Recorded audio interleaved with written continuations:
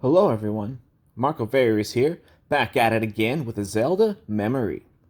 Most Zelda fans probably tie their bundle of Hyrulean memories with a fancy thread of nostalgia.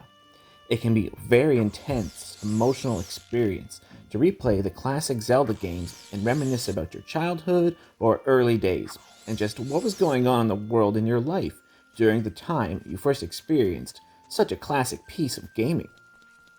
Though Ocarina of Time isn't my favorite Zelda game, I think it certainly has many memories and people of the past I associate it with. I wanted to dive into one of those memories, one that is actually more on the silly side. We all had that one friend growing up who was a total noob at games and kind of a goofball in general. But somehow, I guess out of convenience, you just always ended up hanging out with them. Anyways, my friends and I would boast about the biggest fish we caught at the pond and compete with one another to see who could get the biggest fish. And my one goofball buddy, who we'll just call Chris, a kid who needed my help to get through the Deku Tree, but couldn't figure out how to beat Queen Goma on his own and needed further assistance from his dad. Just to give you a bit of an idea of his gaming prowess. Yeah, definitely a bit of a noob. So it was hard to take anything he said about the game seriously. He comes up to me and he says, I caught a 30-pound fish in Zelda, but it was some Hyrule fish, so I wasn't allowed to keep it, and therefore I don't have proof about it even happening. Now, keep in mind this was at the turn of the millennium, and we were only about 10 years old or so. So looking up such a thing on the internet wasn't exactly the mainstream thing to do for kids just yet.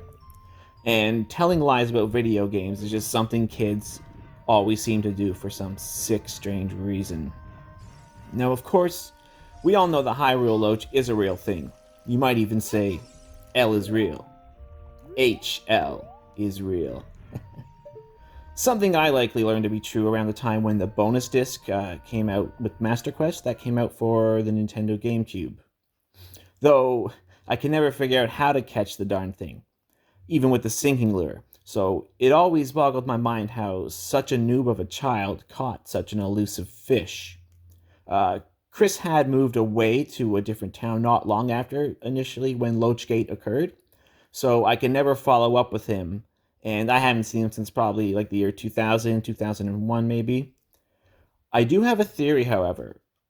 Chris's dad was really into fishing. He had this huge stuffed rainbow trout on his wall he had caught. He was also one of those boomers who liked to play video games and was always farting around on his computer.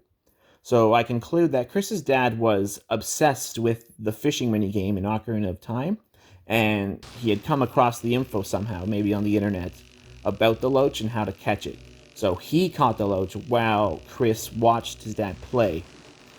Either that or Chris just has really dumb luck and caught it by chance.